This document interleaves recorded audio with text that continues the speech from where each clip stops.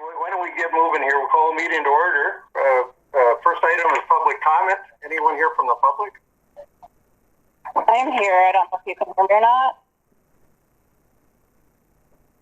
And who are we speaking? This is Laura Manka with Worley Rentals. Hi, Laura. Do you have any comments or things you'd like to share with us? I have a few comments and a few questions with COVID-19 and the situation out. A couple of us are concerned about hand sanitizer stations at the airport, and the airport is clean. It's very clean. But when we get, more customers traveling, some of us are concerned about the wiping of the seats and more sanitizing around the airport. It's possibly.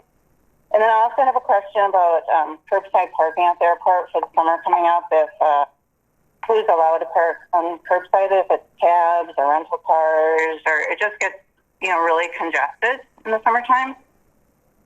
And also when pictures and that will be on the walls at the airport, if there's something coming up on the sign, up on the walls. This is kind of weird, this meeting thing here. Sorry. And then some of the signage, I guess, at the airport. I know on the north entrance, emergency entrance, it's just a paper sign. And I guess it just, it can maybe be a little better. That's all I have. Thank you.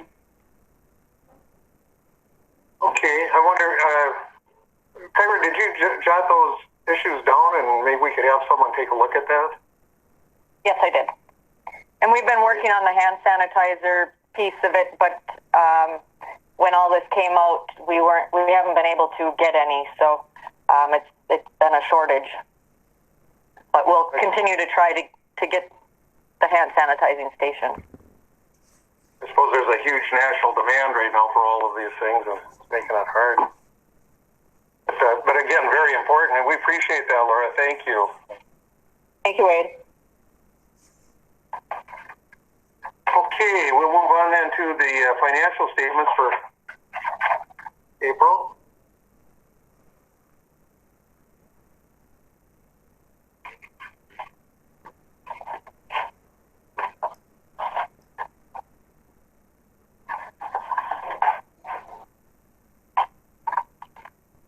Did we do the minutes, Wade? Oh, no, we didn't. Good point. The minutes. Anyone willing to move on those? This is Nevin, and I'll move on the minutes. All right, thank you, Paul. There's a second? By Brian. Okay, second by Brian. Any questions or discussion on those? Hearing none, we'll do the roll call. I haven't got the list of everybody here, but I'll start with Brian. Aye. Nevin, yes. Fuller, yes. Kraus, yes for Droba. All right, motion carries. Thank you. Then we'll move on to the financial statement.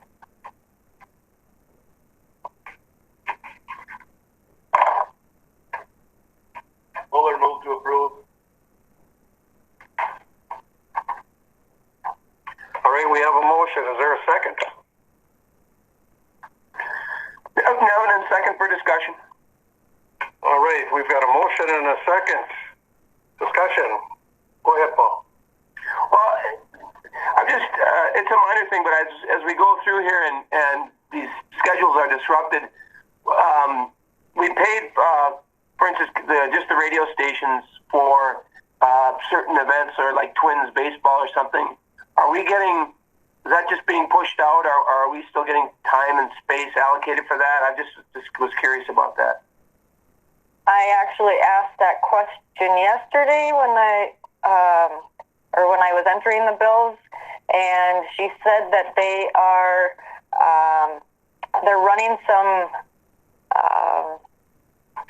classic games right now, and assuming that the Twins will come back this season to play, they're expecting that, they'll move those games, they'll be made up. But either way, that we're still having advertisements being played out there and whatnot. So, and I'm just wondering, as this schedule, new reality rolls forward, we may want to think about maybe redoing an ad, I don't know, that reflects kind of what's happening at the airport. I don't know, just a thought to be thinking about if it means just more, or going on the radio and talking about operations here at the airport as Thor did in the newspaper, just an update or some sort of ad.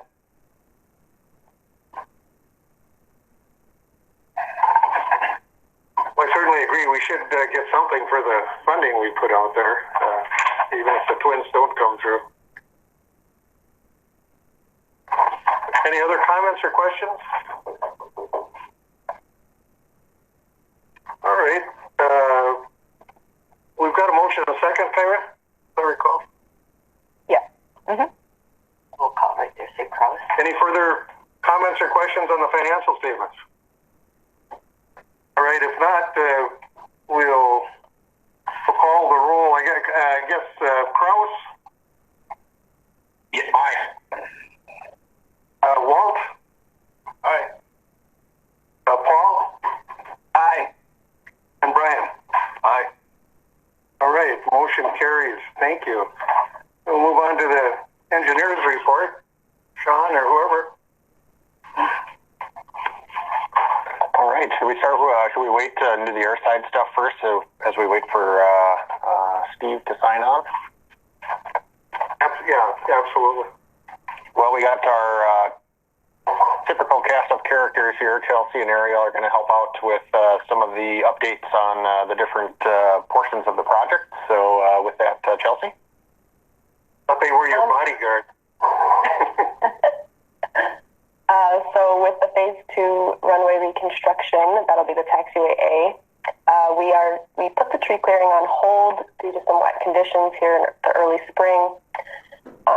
One of the things that we do have to consider is the pay application number 2 for tree clearing and mobilization from this early spring and / winter in the amount of $397,575. Move the pay application, McBride. Second, Nevinen. Okay, we've got a motion by McBride, second by Nevinen on the pay application. Any discussion on that? Question? All right, hearing none, we'll call the roll call. Krause? Aye. Muller? Aye. Nevinen? Aye. McBride? Aye. And I'm an aye, so motion carries. Thank you. Please continue. All right. On April 20th, we had a pre-construction meeting that occurred at the airport with Uland.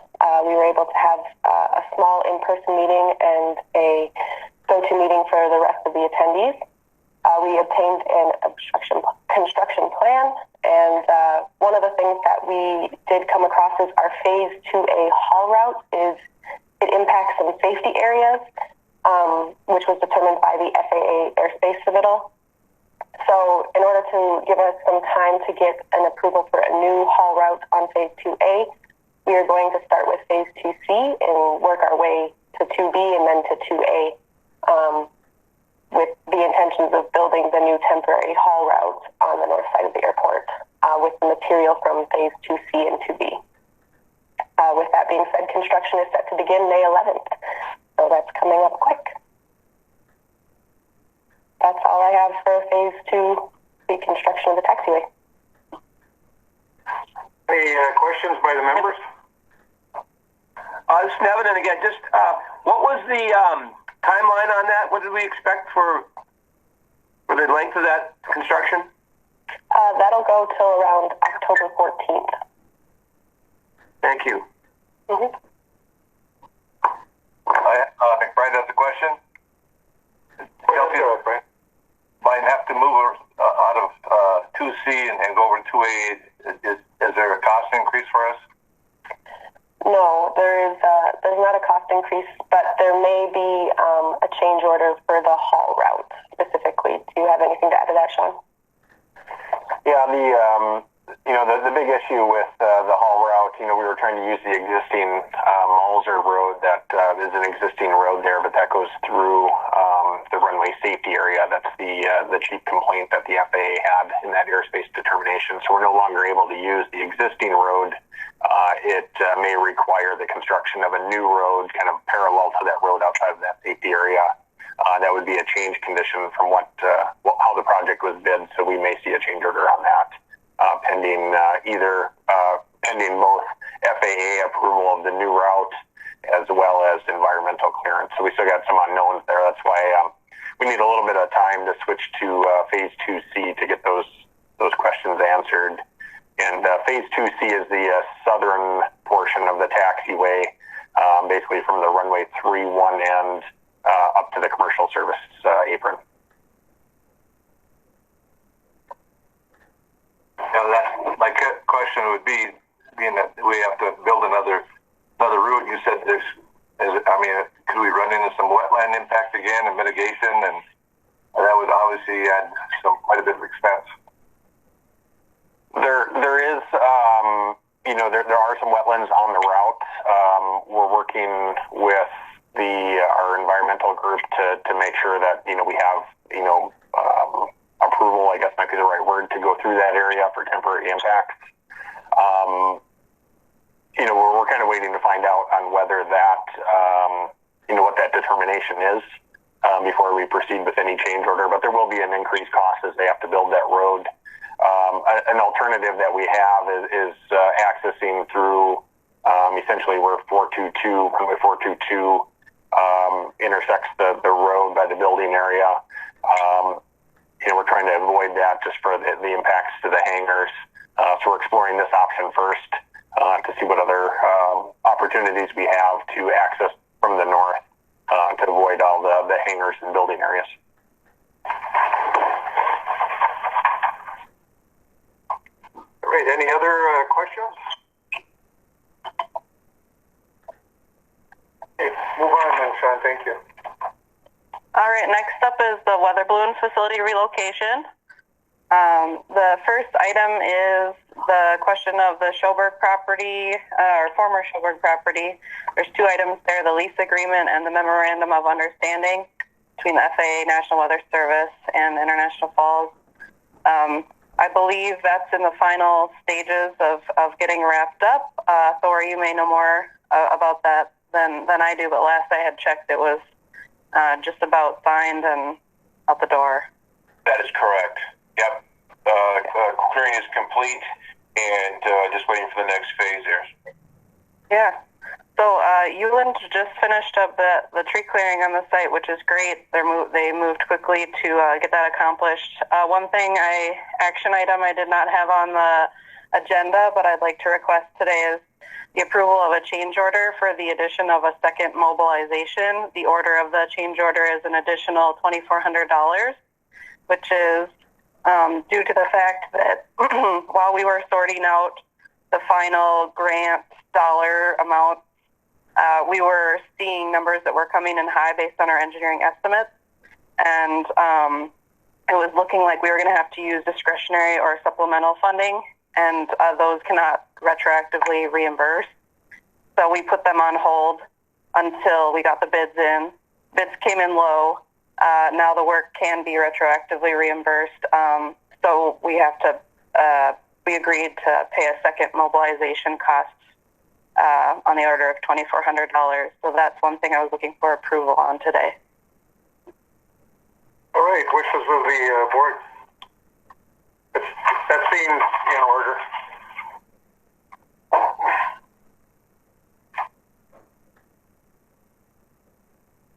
This is Devin and I'll move. You've got a motion by Paul. Fuller, I'll second it. That Walt that seconded it? Yeah. Okay, second by Buller. Any discussion on this? Yes. Commissioner, Go ahead. I've been out there a couple of times, looked around, and I can see that the buildings are there, and I'd expect that Thor would be moved shortly.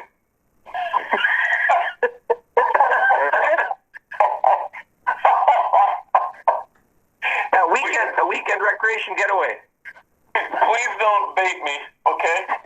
You have no idea how far I could go. I will say, possibly do it justice. I will say they did a great job, and they did it quickly. I was amazed at watching that piece of equipment and how they coordinated. It was really well done. Tom,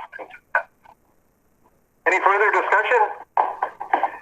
If not, we'll call the question. Kraus? aye. Buller? Aye. Nevenin? Aye. McBride? Aye. Havlet? Aye. All right, thank you. Continue, please. So that's about it for the tree clearing part of it. The main part of the project is the relocation of that weather balloon facility, of course. The contract has actually been signed, so they've been given authorization to proceed. They're looking at potentially late May start. We'll have a quick pre-con before that happens.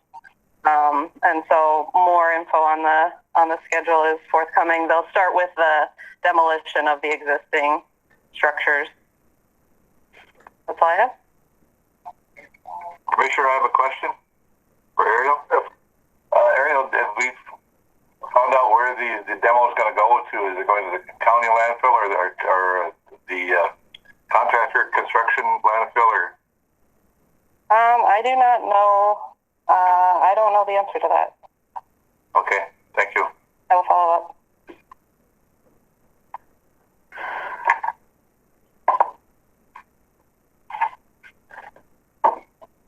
All right. Yeah, anything else for Ariel? Moving on to phase 3. So as just to get everybody back up to speed, so we're completing phase 2. That's the construction that Chelsea's working through. That's the taxiway alpha work. In preparation for 2021 is phase 3, this intersection of runway 1331. That project was bid last month, and we're preparing the grant application. One element we need for that grant application is the engineering scope and fee for SCH's work for phase 3. We have a proposal for construction administration services and closeout for phase 3 in the amount of $1,361,300.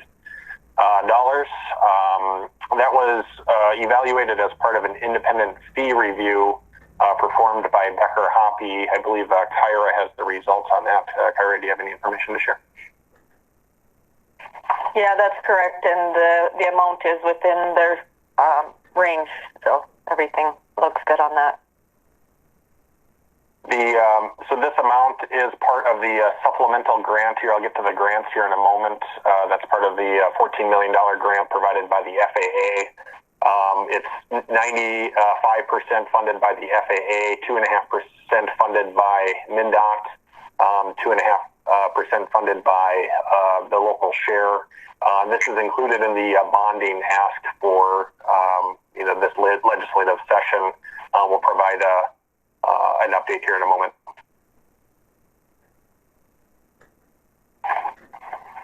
Okay. So, Sean, you're asking for a motion to approve that? Correct. Okay, I would move forward with that. We have a go ahead, Brent. I would, as long as your update with funding is favorable, so then I'll move it forward. Yeah. All right, we have a motion. Is there a second? Klaus? All right, motion McBride, second Kraus. Any further discussion or questions? All right, hearing none, we'll call the order. Kraus? Aye. Buller? Aye. Evenen? Aye. McBride? Aye. And Pavlik, aye. Motion carries. Thank you. Go ahead and continue, folks. Sure. Well, thank you very much for that. We're excited to continue working on Phase 3. It's obviously with Phase 2 this summer and Phase 3 next summer. It's going to be some busy construction seasons coming up, and we're excited to do the work and on behalf of the Airport Commission. So thank you for that. Funding and grants. Obviously, this is the important part for you. So as we finalize our costs for this grant cycle. We have two different grants that we're able to apply for this year. I'll start with the entitlement grant application, and yeah, thank you, Kyra. So essentially, I'll try to summarize the grant situation the best. So we have the supplemental grant, which International Falls competed for in I believe it was late 2018. And that was the $14 million that was granted to International Falls, and it has the normal prorations that any sort of other FAA grant would have. The second grant that we have is an entitlement grant. This is the $1 million that International Falls gets every year. 2020 is no different. You get your $1 million. The one difference this year is as part of the CARES Act.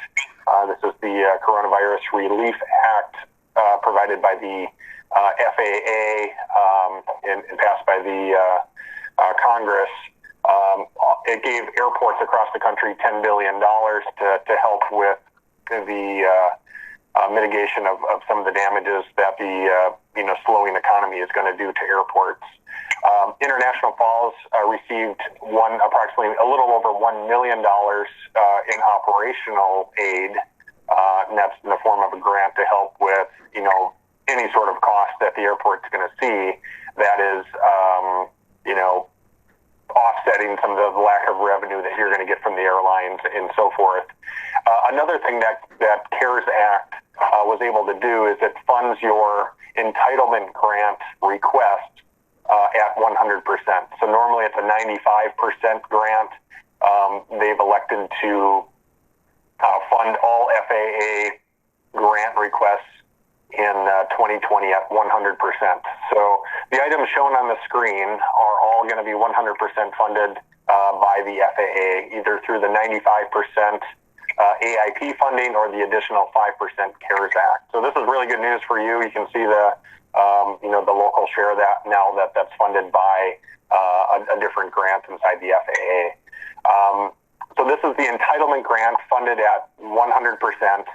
And it includes most of the weather balloon items as well as some reimbursable agreements and modification to the RFID vehicle. And it also includes some administrative expenses. So that rounds out the entitlement grant. The remaining elements, which includes the construction and the engineering work for that, is the supplemental grant request. And that, you can see the breakdown here. This is the $14 million grant that was obtained by International Falls back in 2018, early 2019. So this has your normal 2.5% local share. So this wasn't able to receive that 100% match since the grant was written a year or so ago. This is, however, part of our bonding ask. So this construction, as well as portions of construction for Phase 2, are all included in the bonding ask. So we're hoping to get some relief on the local share for this portion of the grant as well through that element. One change to the supplemental grant, there will be some administrative costs on this. It's just an estimate that we put in there, so that gives the Airport Commission some funds to draw down, should there be any administrative requests. So there will be an additional $20,000 to the total cost for administrative costs. The FAA is looking for grant applications soon, probably within the next week.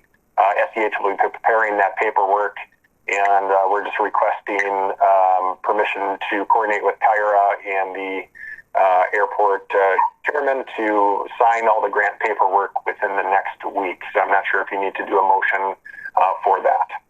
And that would be the two grant requests, one for entitlement grant, one for the supplemental grant. Yeah, I think we would need authorization from the board on that.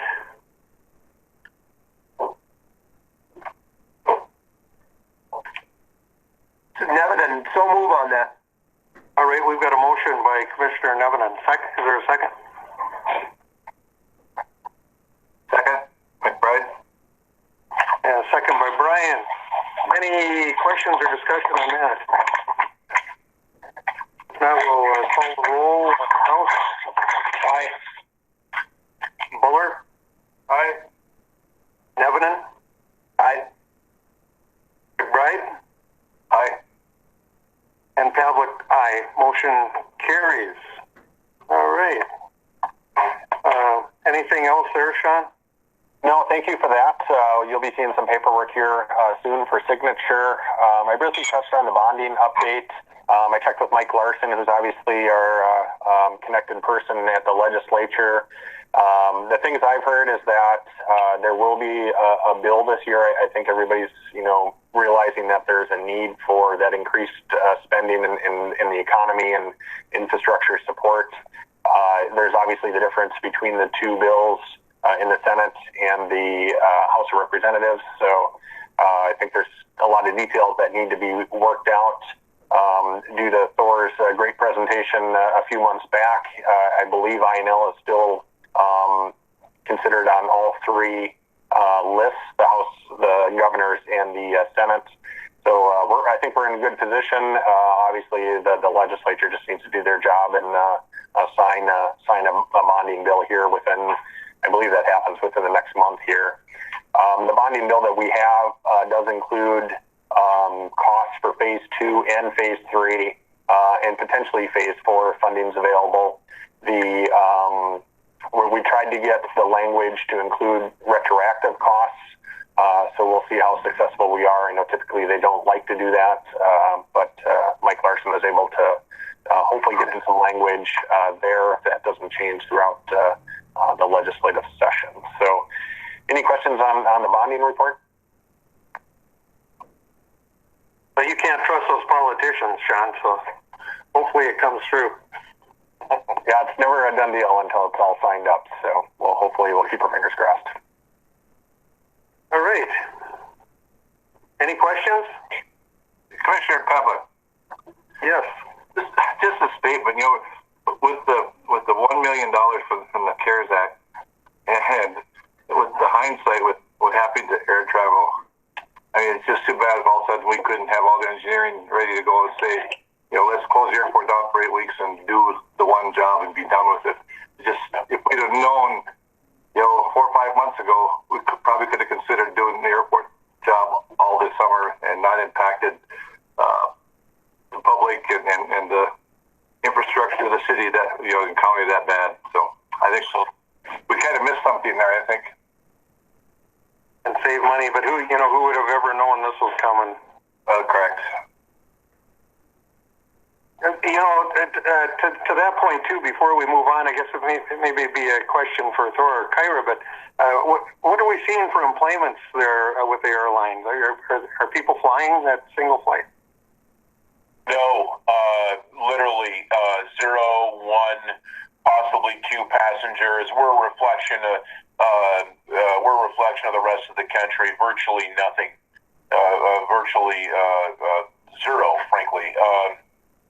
Just as an example, I believe Rochester now was talking about going to 2 flights per day, from a high of 6 a day. Those are Airbus aircraft. Very, very interesting. It's very, very slow ways across the country.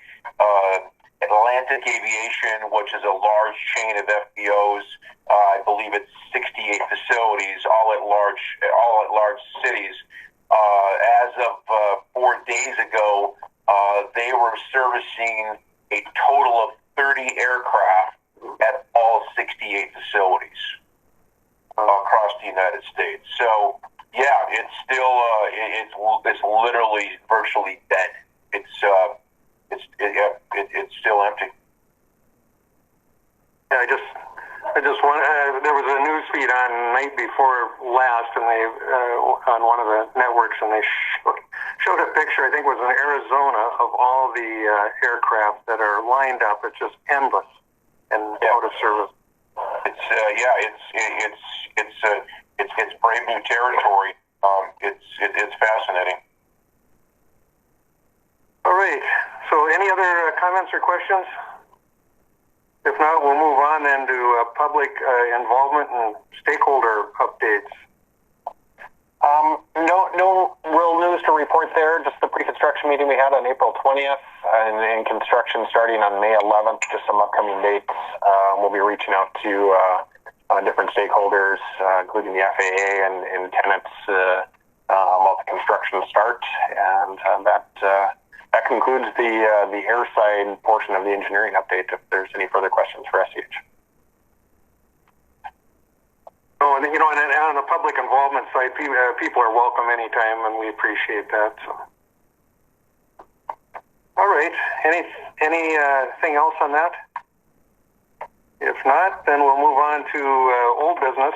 We've got the NOAA lease agreement, and I'll let you take it from there. Wade, this is Bob Kors. We could go over the terminal project if you'd like. Yeah, no, that's fine. Yep.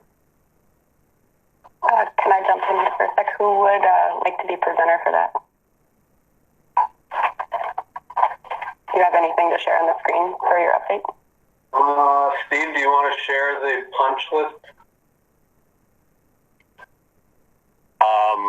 Yeah, I'm not actually on the WebEx, so I don't have anything to share in terms of the document that can be pulled up, but we can just talk that through briefly of the 11-month punch list that we did virtually, which worked out, I thought, pretty well.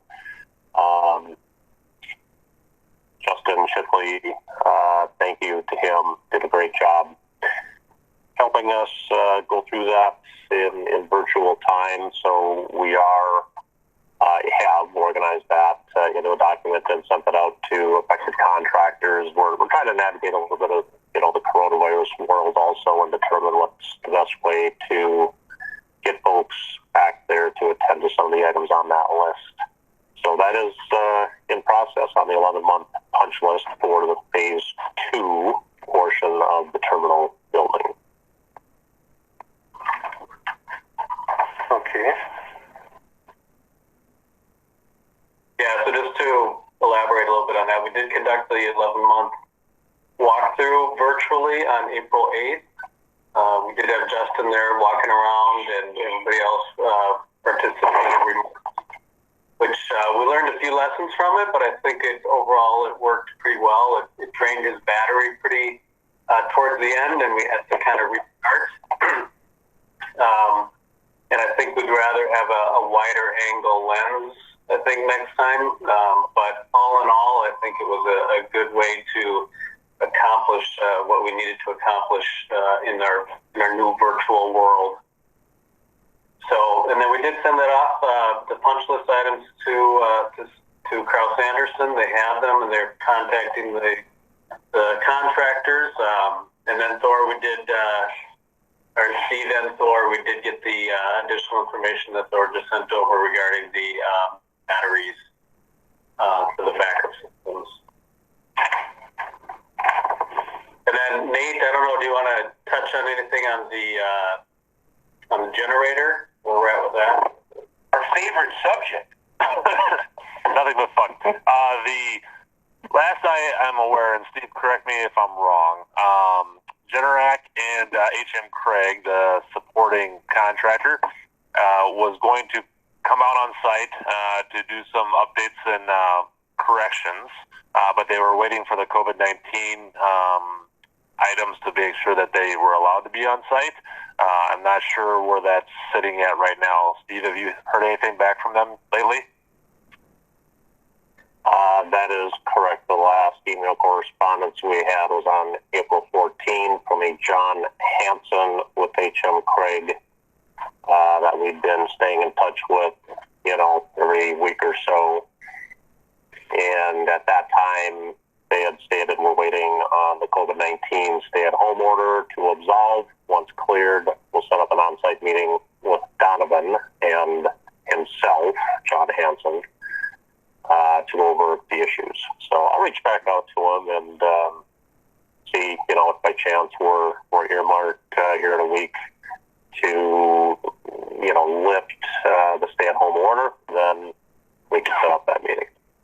Yeah. So I think that HM Craig's conversations, I think they're going to come out and get everything corrected that's currently not, and work through some of those past issues that have been sitting out there for way too long. The question for you, Thor, when the power outages happened, any issues with the transfer switching and switching over to generator when that occurred? No, Nate, it worked perfectly. In fact, that morning we had two events, and it worked. And the switching portion of the system is working correctly. Okay, perfect. So I think that's until we get HM Craig back on site. We'll have to wait to see what further updates we can give you. Yes, thank Nate, could you maybe help add a little clarity to the issue of when there wasn't power outages this past Sunday, and Thor's note about the battery backup for security systems in TSA office and customs? Can you? I just shot you a note a little bit ago also, but I mean, is that something that was specified? The battery backup, or was there supposed to be a link to the generator? It's both. So I forwarded on the submittal for the UPS and the batteries. It's kind of a self-contained battery UPS control unit, at least what was submitted for the TSA and for the customs technology rooms. So how the UPS and generators work is that the UPSs are what they call true online, which means it's always inverting power and charging the batteries and then cleaning up the power signal and feeding the network equipment. And the sole purpose of the UPS is to provide enough ride-through time so that the electronics don't drop out on power loss until the generator kicks on, and then the generator will power those technology pieces of equipment. It sounds like the batteries themselves were either not functioning or were not installed. So we are coordinating with the contractor to find out what's going on there and get those corrected. So unfortunately, what would have happened is that on the power loss with no batteries, the network of electronics would have shut off, and just like your computer at home, it'll have to reboot and go through that sequence each time that it sees a loss of power. And what we did, Nate, so and we'll keep track of it when the people show up to fix that issue. We literally physically disconnected those from the power source now because they were tripping the breaker. Okay. Thank you. Yep.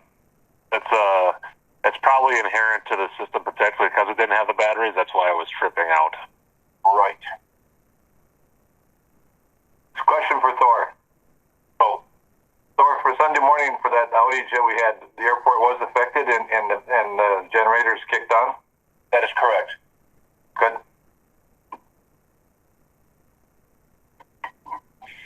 Kind of a never-ending saga there.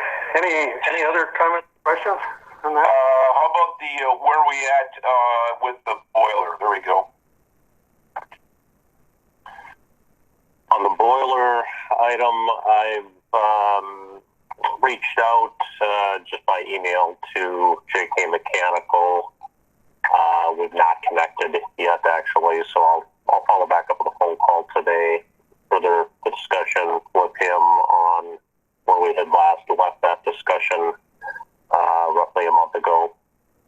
And I know we reviewed it at the last commission meeting.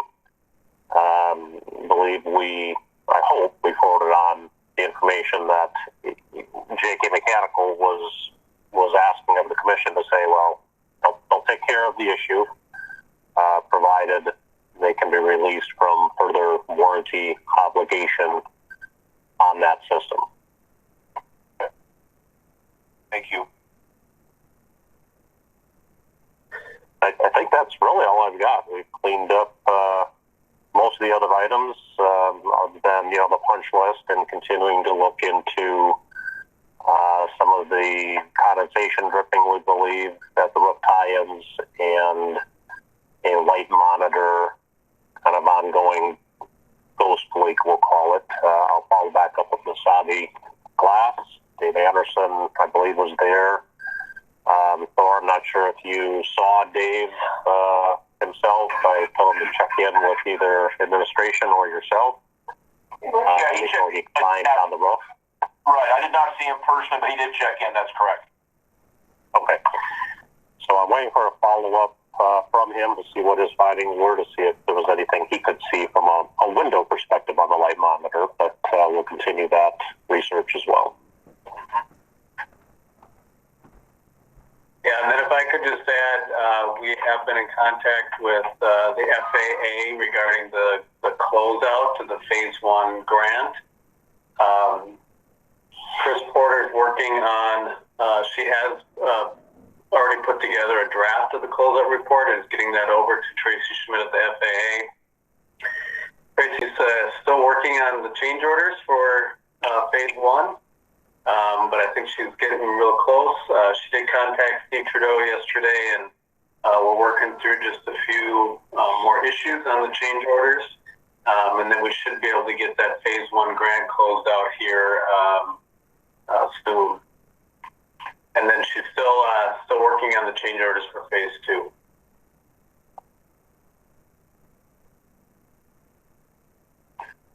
Okay, any other questions or any other stakeholder updates? If not, then we can move to the old business on the lease agreement.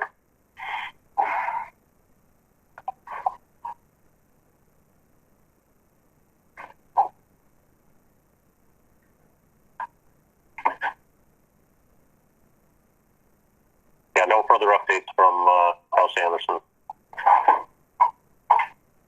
Okay, thank you, Steve. You're welcome. Steve Shimon, are you on? I am. Okay.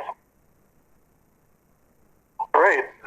NOAA lease agreement.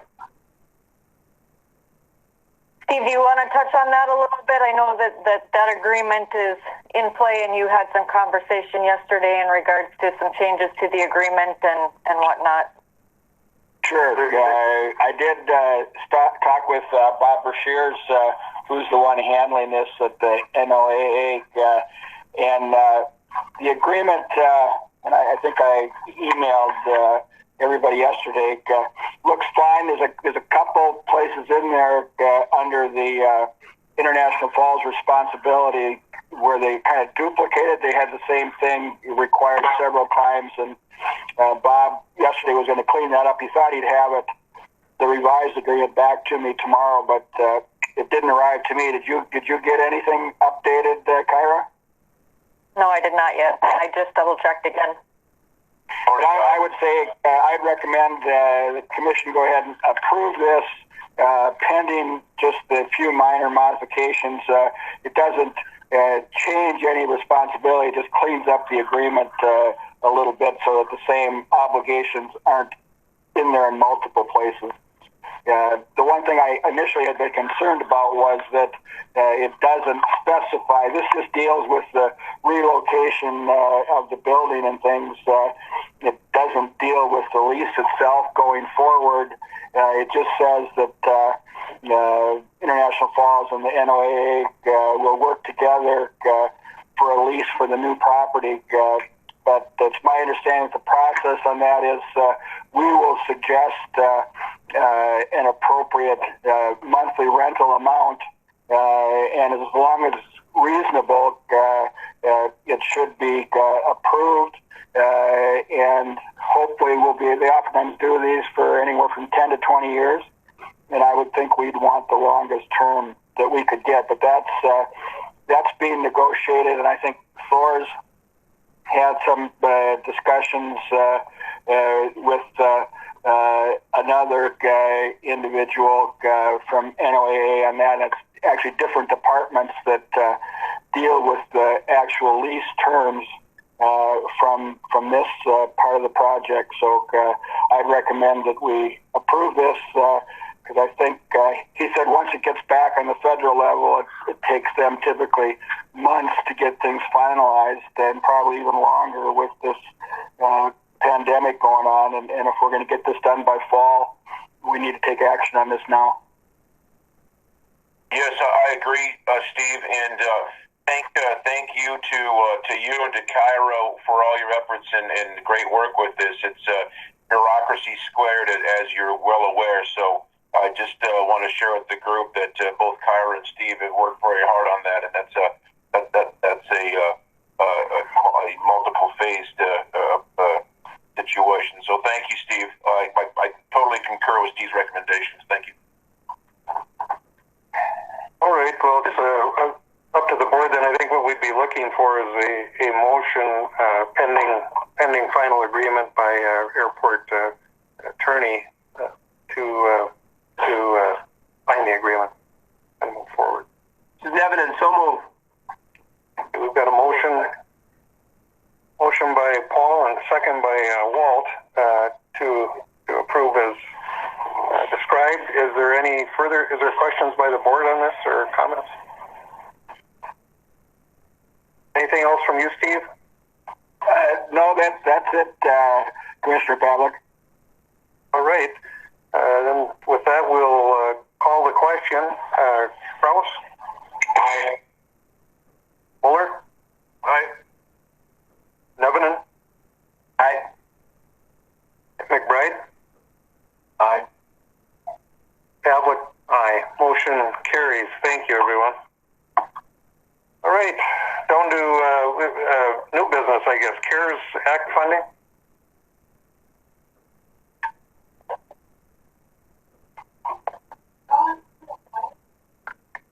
And I can maybe jump in there. You know, I kind of covered some of the items earlier on that CARES Act describing both the two parts of the grant. I know there's been some emails floating around too, but, you know, the grant portion of that is funding 2020 grants at 100%, and you're taking advantage of that with your entitlement grant.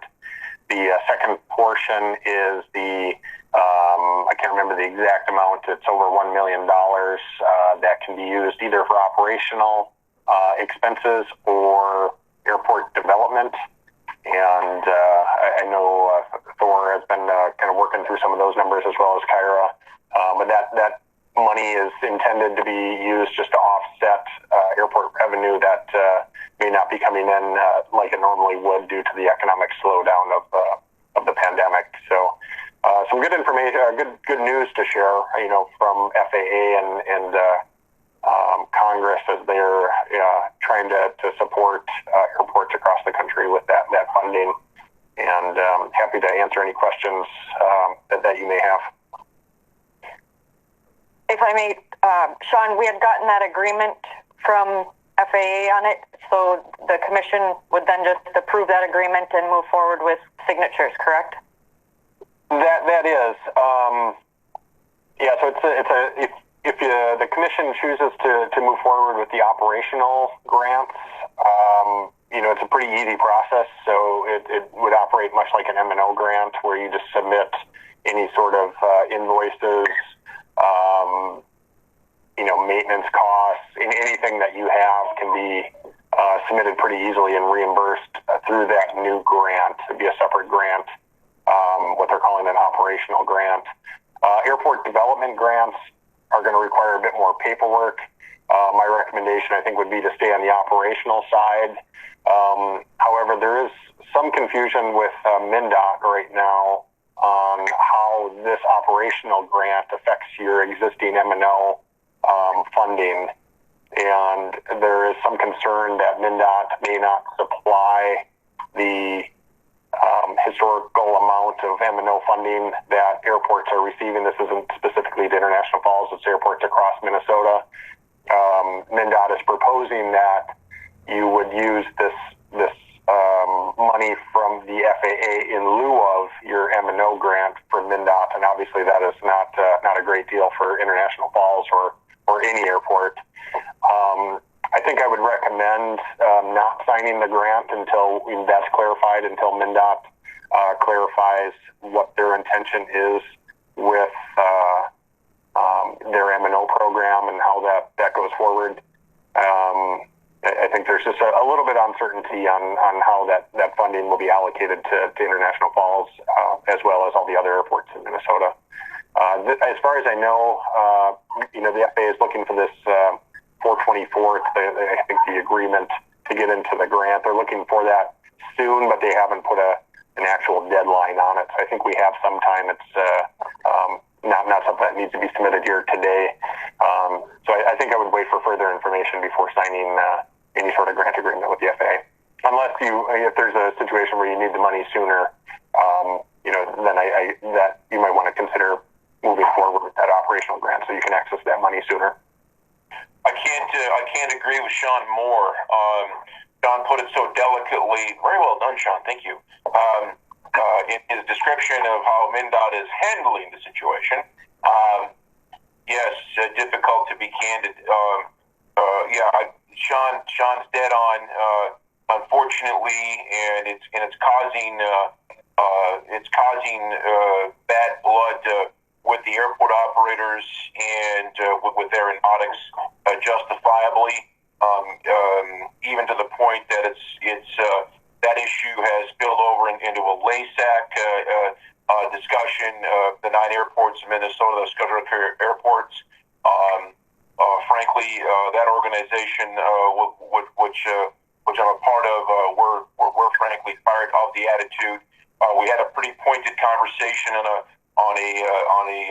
meeting last week, an audio meeting last week with all the players, the airport managers, and MnDOT, including the DOT folks and what have you. So they have clarity on the unhappiness from the airports regarding their move. Frankly, from aeronautics point of view, their delivery of their message is used cars salesman type of a discussion. So hopefully we can resolve that issue. So thank you, Sean. All right. Any questions or comments on that? Yes, Commissioner, this is Brian. I know from about 20 minutes after we received the email from Congressman Stauber, I think I talked to Kyra and I talked to Thor, and I think we all kind of had the feelings. The same thing was, how soon before MnDOT backs out, will this affect our bonding requests? And it's kind of come to fruition here that our concerns are real. Yes. And Sean, this is Paul. I have a question. Just what's the time horizon? Once the funds are available, how long do you have to expend them in a certain time frame, or can you just until it's spent? Or the initial guidance came out and said that the funds do not expire. I think they have since clarified that there's a 4-year window on this money. So within 4 years, you have to expend all the money. Thanks. Sean, does this mean we don't get $1 million check with Trump's signature on it? You might end up with Tracy Schmidt's or Lindsey Butler's signature, but... That is another good question, though. How was the money allocated individually to the airports? I understand some airports got quite a bit more. I mean, how did they make that determination? Good question. That is a good question. Casey, are you on the line? Did you ever find out exactly how that breakdown was happening? Bless you. Casey's there. I see that she's... From what I gather, there's just a complex formula that was used. Casey can't get off mute. Apparently, she just messaged me, so she's having technical difficulties. But there was a complex formula that was used that took into account a lot of different things, including airport debt, number of passengers, classification in the FAA system, number of operations of different aircraft types. I can't speak to the exact formula, but there appeared to be some sort of anomalies in the system. International Falls obviously got a little over $1 million. Duluth was closer to $5 million. Rochester was around $2 million, and then for some reason Brainerd got about $18 million. And it just doesn't really make any sense on why they got that much money or how that formula was calculated, but I guess it's just part of the government system on spitting out the numbers for the money. Yeah, there's some, I could piggyback on that. There was similar things happened across the country. In Iowa, the same thing happened. The Mason City Airport got, I think it was 18 to 19 million as well. And they have, I don't even know what their employments are, but it's very low. So it just didn't seem to be, it was very similar to Brainerd, just didn't make sense. And what Mason City said is that the amount of money that they got, they could operate their airport for 2 decades. Well, let's get on board. Yeah.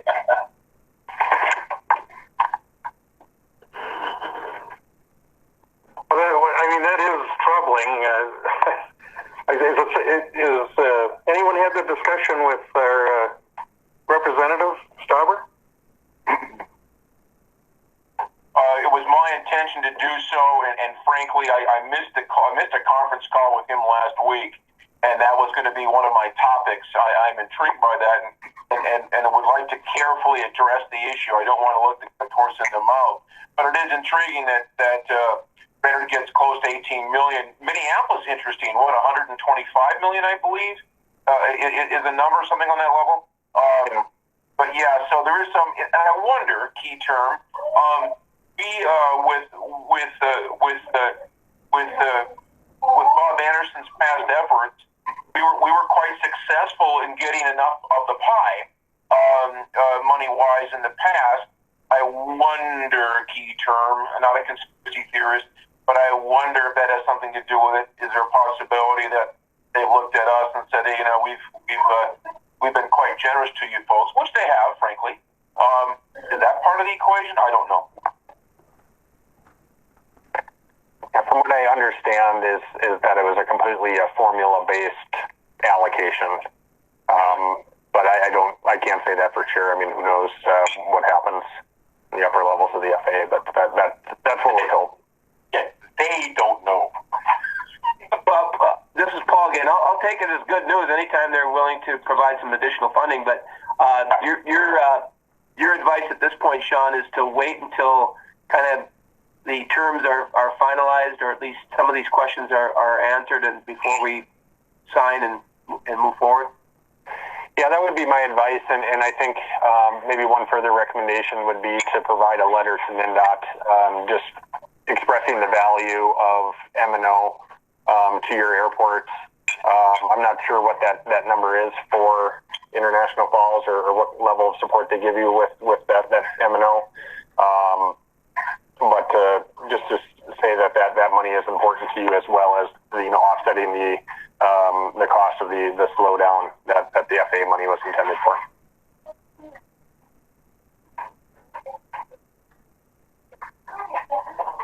John, I guess one question. I think you said Duluth would receive $5 million. Is that correct? I believe so. Yes. Well, again, I mean, I think we, at the very least, we should make Congressman Stauber aware here and see if he may have some insight into this. And of course, he'd be concerned about Duluth, I would think, too. So. All right. Any other questions or comments on this? John, anything else for us on that? No, that's all I have for that. Yeah, we'll keep sharing information with Thor and Kyra as we hear it. Thank you. All right. Well, thank you. We'll move on then to SkyWest and Whirlies. Might as well do them both deferred payments.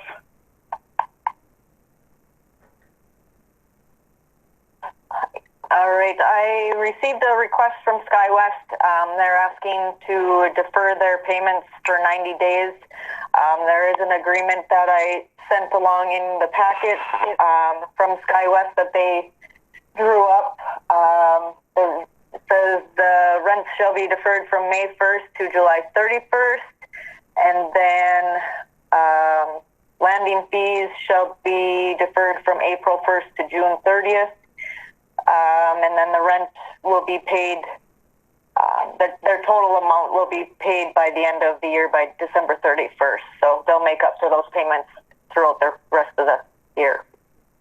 If I may jump in, last week's LASAC meeting, this was the number one subject, and of the nine scheduled air care airports in Minnesota, it was the first time we actually had a little bit of a split vote with the team. It was kind of an interesting discussion. Through the discussion of whether or not we were forgiving, i.e. deferring these payments from the airlines, what happened about halfway through the meeting, it was in favor of, which I recommended in favor of. It was a Duluth, Minneapolis, Rochester, Falls was on one team, and the other airports, Hibbing, Bemidji, Brainerd, Thief River Falls, were on the other. And eventually, through the discussion, it was unanimous that the group, the LASAC group, thought it was a good idea. They're justifiably in the group, particularly in the smaller airports. There is some bitterness. Industry is always an interesting one to be involved with. They run a very tight ship financially. They're very obviously top attorneys, top money, etc. So basically, it was I was all for. I was all for in the future. Let's hopefully recover these payments in the future, and then some remind the airline at that point that we went to bat for them, etc. So that's what the LASAC group voted on last week. Just wanted to share that with the group. Thank you. That's good. Any questions for Thor on that? We need a motion on that? I think we'd have to, yeah, if we're going to defer. I have a move to defer payments from SkyWest. Who made the second?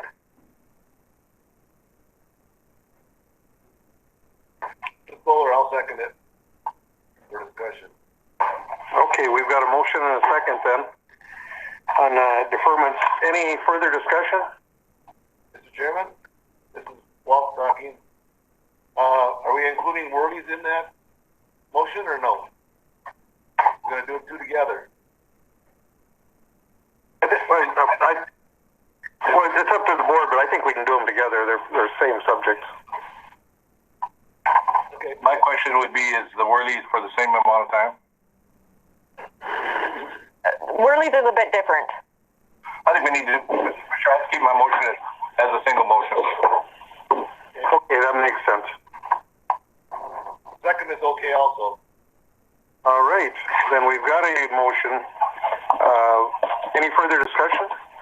Mr. Chair, just for clarification, that goes through June 30th, is that correct?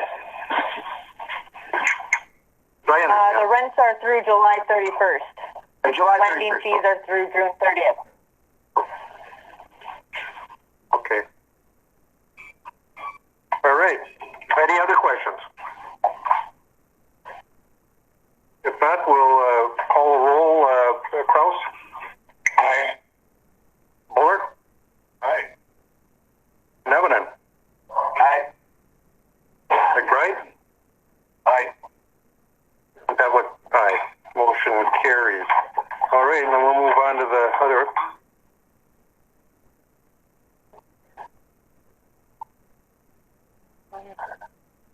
Then with Worley's, this was brought up back in March, but there wasn't any action that was taken in regards to his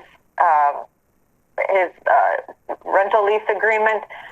He's asked that the payment structure to his lease be changed a little bit, where the amounts for May through August will be increased, and then the other 8 months would be at $100 a month, with still the total of $2,892.12 being paid by year end. And then he would like to discuss the following years, each January, because each year it has an increase. So basically, the amount's still going to be paid, but he's just asking for those amounts since it's slower during the winter months and whatnot. It's easier for him to pay. And he's got income, yeah. Mm-hmm. I would move, Mr. Chair. All right, we've got a motion.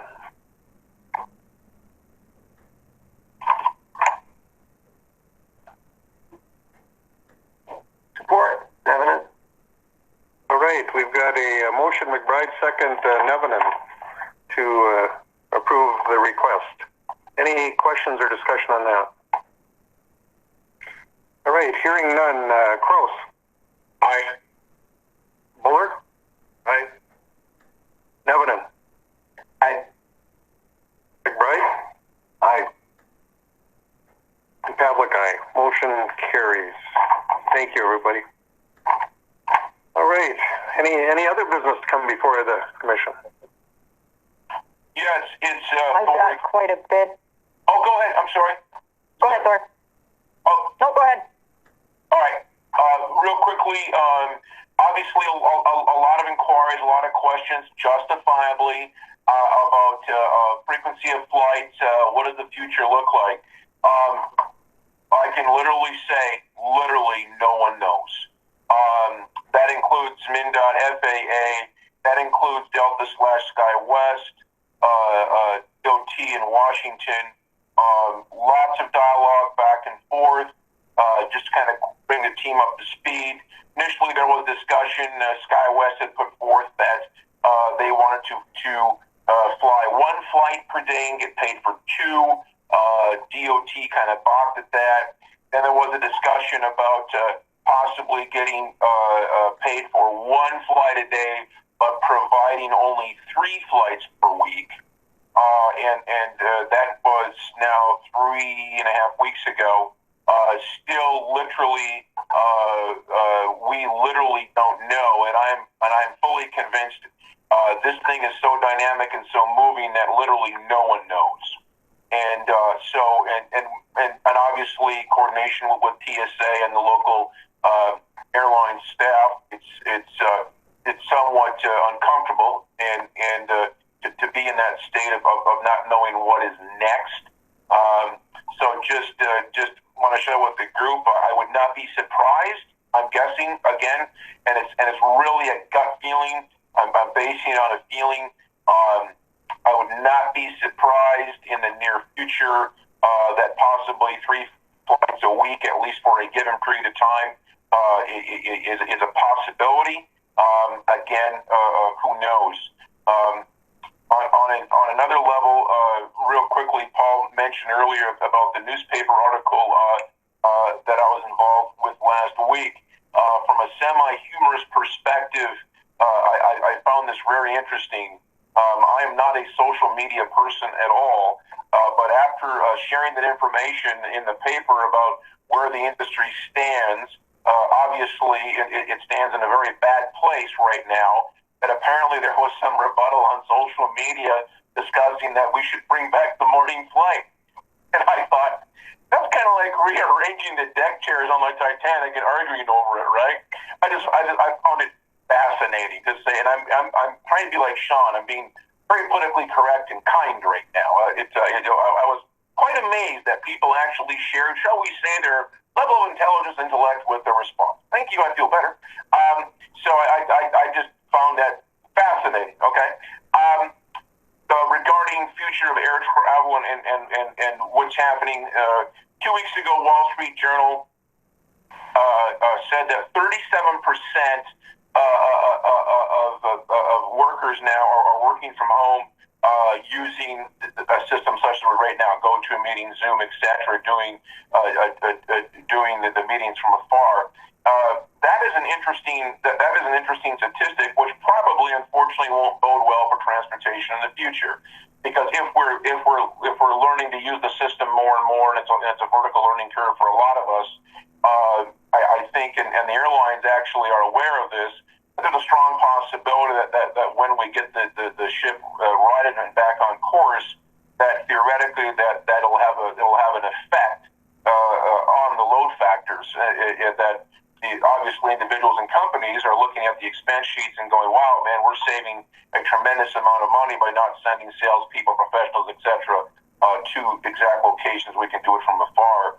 So, and obviously the spillover on that is literally obviously in transportation, whether it's ground transportation with literally car gas and tires and insurance, etc., and maintenance. This event will have a huge effect on our country and changes and forthcoming. So anyway, thank you. can't even get to our cabins this year. Oh, it's amazing, isn't it? It's locked down. Hey, Thor, this is Brian. I found it hilarious too. It wasn't 20 minutes and people were on social media saying, and essentially the airport commission is not doing their job. And the total savior of the whole industry would be for us to get that 6:30 flight. I know. Literally people called me, and I literally thought they were kidding. I called me regarding that they had experienced this on social media, and I honestly thought they were kidding.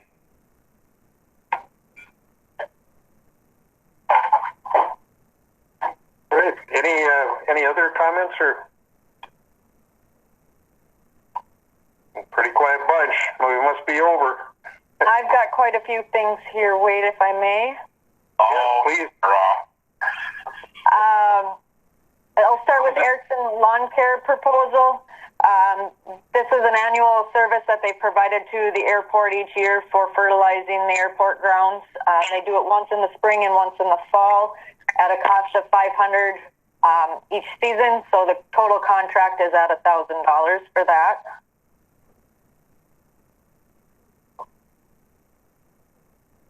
You want to take them one at a time, Kyra, or what? Yeah, I will. I move we do if that's all right. Muller, I move we do it.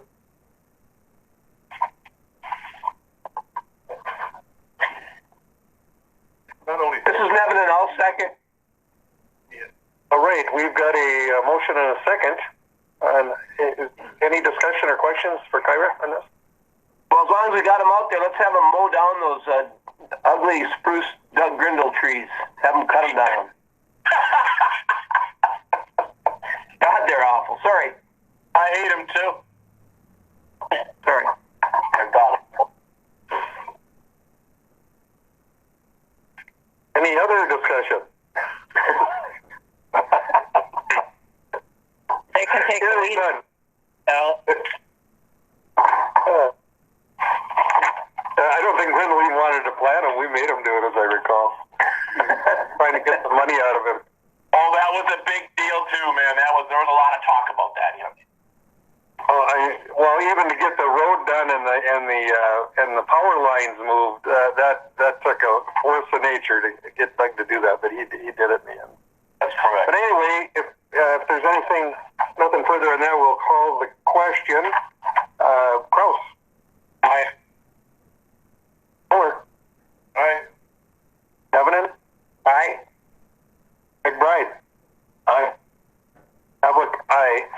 Motion carries. Thank you, everybody. Please continue, Kyra. Okay, the next one is I received the airport KETA administration agreement along with the leased space agreement. So both of those are completed, and I did attach a copy of each for your review. So I'll just need approval on each of those as well. Okay, wishes of the board? And those had been discussed previously too, so.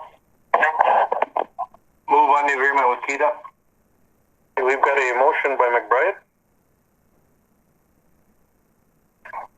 I'll second it. Muller. Second by Wall. Muller, any discussion on this? Questions? All right, hearing none, we'll call the question. Kraus? Aye. Muller? Aye. Evenen? Abstain. And McBride? Aye. And Pavlik, aye. Motion carries. Thank you. Go ahead then, Kyra. All right. The next one is the minimum standards. Steve Shermone put together the procurement standards policy for the Airport Commission.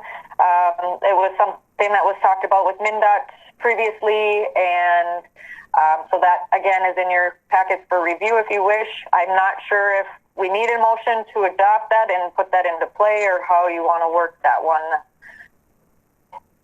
I would say that you should have a motion so that these are officially adopted by the commission as policies. Perfect. All right. I would concur too. Thank you, Steve. Wishes of the board. All right, so move. We adopt it. Okay, we've got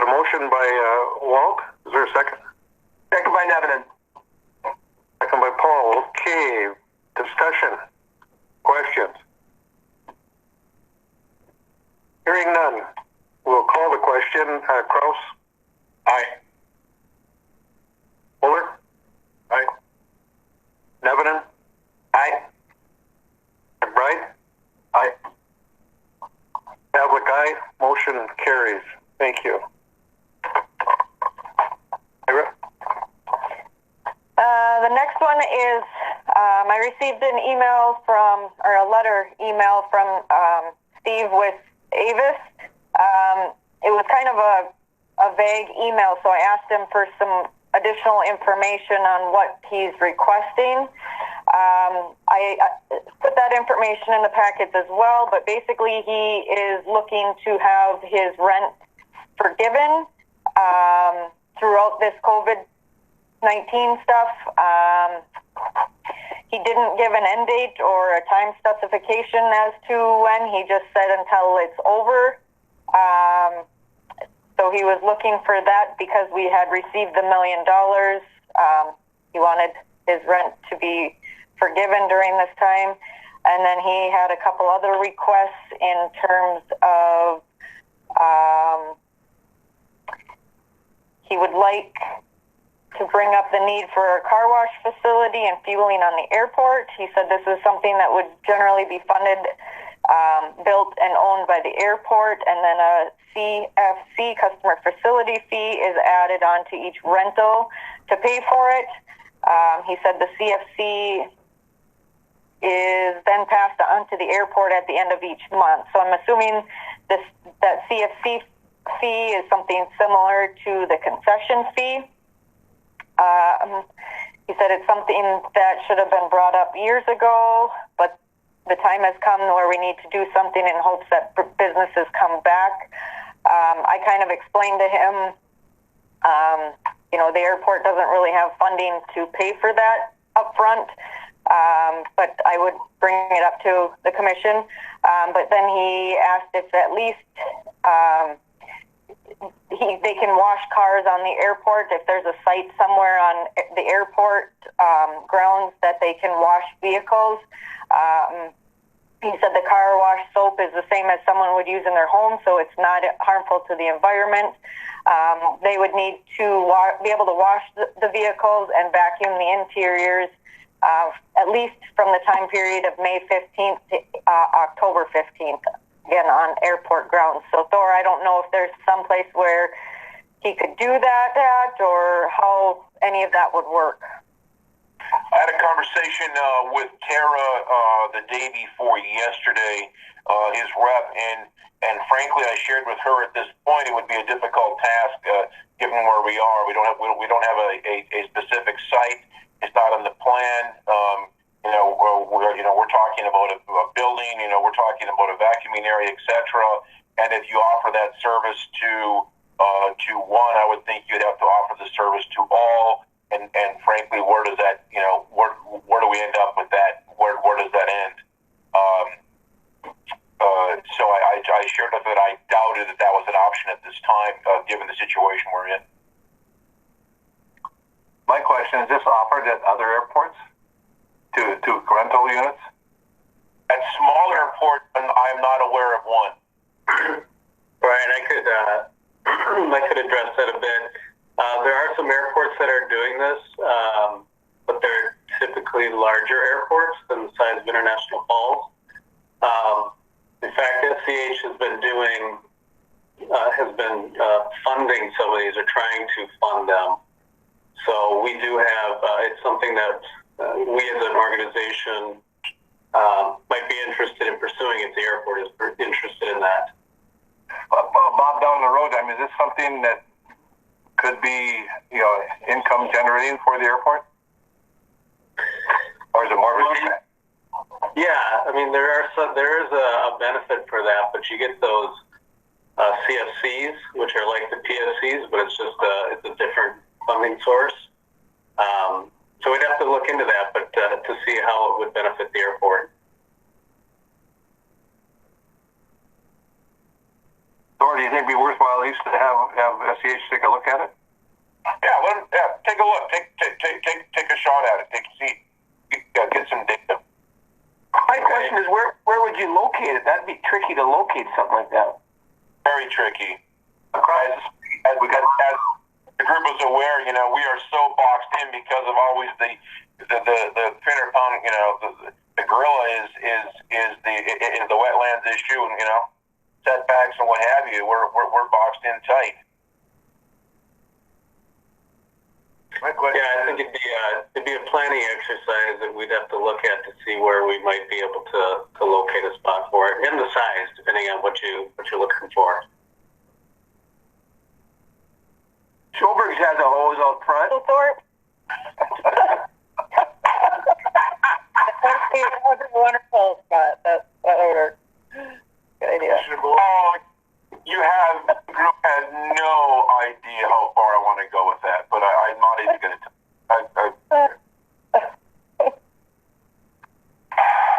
For Worley's and Washke's, do they wash theirs? I'm assuming at their own site then, so they're not really an issue. But what can I tell Steve as to where he can, what options do we have to help him? Eric, can I comment on that? Avis has a site too. They use a local place. Worley's, we use a local place. We use Quarters Amico. Tara uses Randy's Car Wash. I believe that's Avis. And Washke uses their own facility. So, yes, we all have car washes available to us. We use the local area. Thank you. That was going to be my comment, Commissioner Buller, here, that we're cutting into local business. If we want to support local business, let them do it. I agree. Change my mind, Walt. And as far as the gas station goes too, support the local business, buy gas uptown.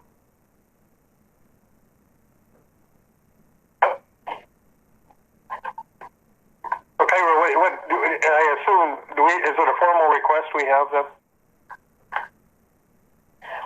Well, I will need a formal action on how to proceed with their request of their rent payment.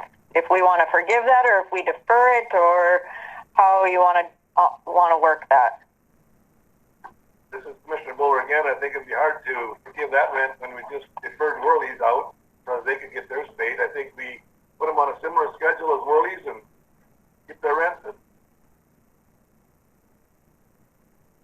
Either that or we back off on our Worley's rent and just forgive that one too. We got to do all or none. Can't do just one and not the other. Right.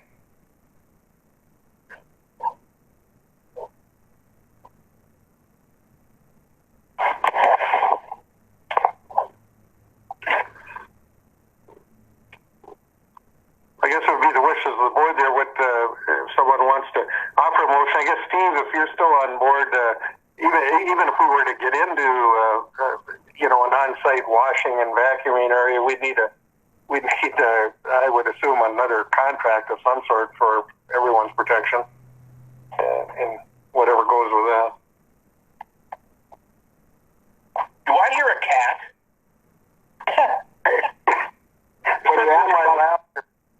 Commissioner Garlick, are you asking Steve Sherman the answer on that? Yeah, I'm saying. Yeah, we would need a contract, but I think I agree that the idea of just having them do it the way they have, I just don't see where we would be in a position to set up a car wash on site at the airport. I agree. Because of space availability alone, yeah? Absolutely. Well, everything, there's just all the different factors seem to argue against it.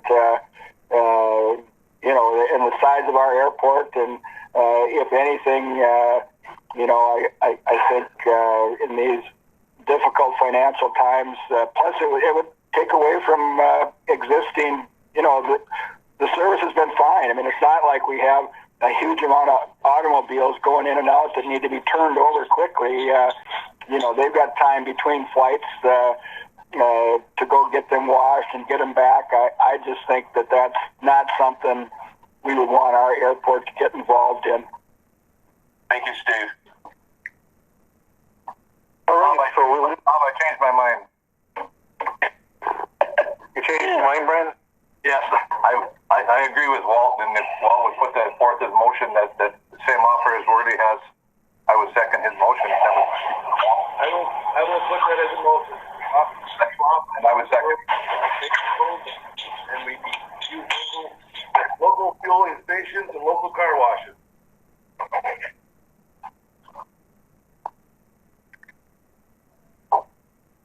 I'm really hard to hear Walt, but did he make a motion? I couldn't quite get that. I'll make the motion that we give them the same pay schedule as we did Worley's, and that we use local fueling and local car wash services.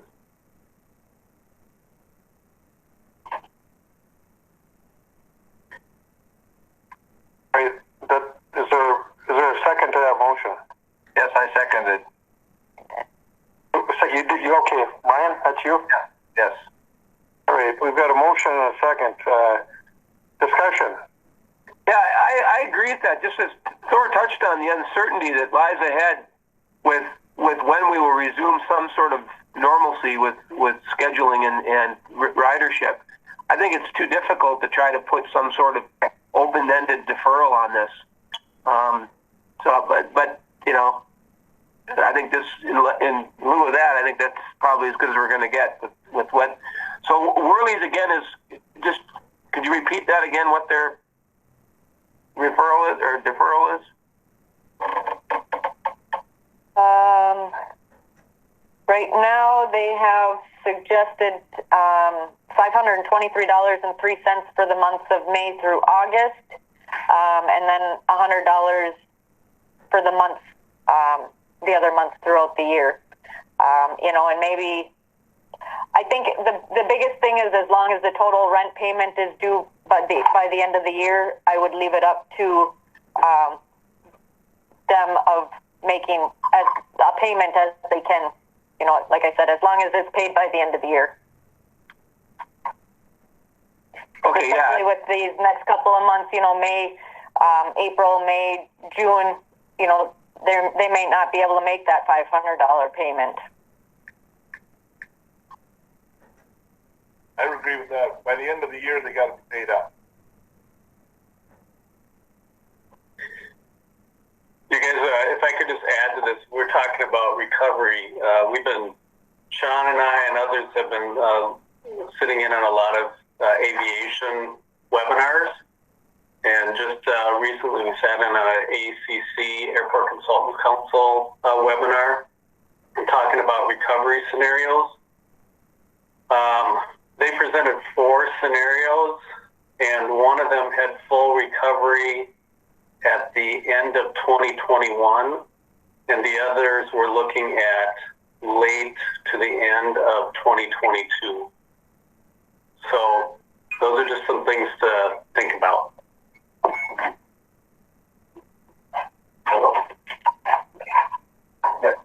And maybe we need to... Go ahead. Go ahead. I was just going to say maybe we need to reevaluate, our rental payments, later on once we have a better feel for it too. But at least this gives them some, a little bit of a break throughout this time period right now. And it puts everyone on the same footing, I was going to say, which I think makes sense. All right, well, we've got a motion and a second. Is there any further discussion? All right, hearing none, we'll call the question. Kraus. Aye. Hang on just a second. All right, Bullis. Nevenin? Aye. And McBride? He's on the phone. You're missing him. He's on the phone. Just a chair. Yes. Did McBride weigh in? I didn't hear that. He stepped out of his room, Wade. He's on his phone. Somewhere else in his house. Okay, well, I'll go Pavlik, aye. We've got 4, so we've got the quorum. And motion carries. Thank you, everyone. All right. Anything else? The only other thing I have is just the 2019 airport audit I'm working on, and hopefully I've got a couple of loose ends that I'm hoping to have tied up by the end of the week. So. Well, we appreciate all the work there on that stuff. Absolutely, Carol. Now, that cat that's here is a wild cat Carol let in 2 years ago, and he never left. Oh, cool. Gets along good with the St. Bernard, though. All right. Anything else to come before this commission? Wade, this is Paul. Just one other thing for Thor and everybody on board here. It'll be interesting to see what happens with Canada, and we had a chance to visit with Representative Stauber on Friday. But I referenced the fact that I know Canada is keeping their border closed through mid to late May. It'll be interesting because of so much of our private aviation traffic picks up here right after the Canadian opener, right to the Canadian opener. What impact that will have on the private side of things, and I encouraged him to continue dialogue with the Canadians. We really need that border open both for local commerce and for tourism and for the private aviation piece of this that is really changes the dynamic in summer. Thank you, Paul. Yeah, it's fascinating. The Canadian outfitters, of course, wow, look at what a position they're in. Phenomenal. Very interesting. Next meeting time, date, and the place.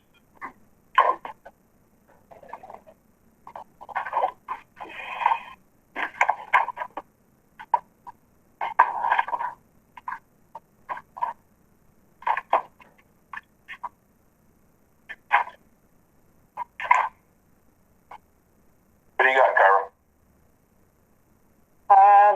The last Wednesday in May would be the 27th. That work for everyone? Works for me, Buller. Just remember, and we're going to change this is Paul here, change the KEDA meeting date because that would be 2 meetings on the 27th, and that's coming right after Memorial Day, which is the 25th. So we'll move the KEDA meeting. I'm hoping we can do that. So if that's the case, then the 27th would be very workable. I just don't want to load up Kyra with two meetings on the same day right after a holiday. Right, Paul. And if we go to the 20th, Wade and I have a conflict. We got to look at maybe something other than Wednesday. Right. Thanks. Kyra, what do you think of 27th? 27th works for me. Sure, it works for. Okay. John, in groups that work for you? Yeah, it looks good for the 27th on our end. All right. 27th it is, I suppose 8 a.m. again. That okay with everybody? Yes. Yep. And we'll wait to see, how the meeting, if we can have in-person meeting or if we continue as we are. If we continue this, I'll have to get Jackie out here to give me on this one. All right. Any other business come before the board? Wait, just one last thing. This is Paul. Just again, I want to thank the team for all the work, and this is having to do this remotely is always challenging. But Kyra has been doing a lot of work with the audit, shuffling between the high intensity orbit of Lowman and back here, and she's really handling it well. So I just want to kudos to the team and especially Kyra.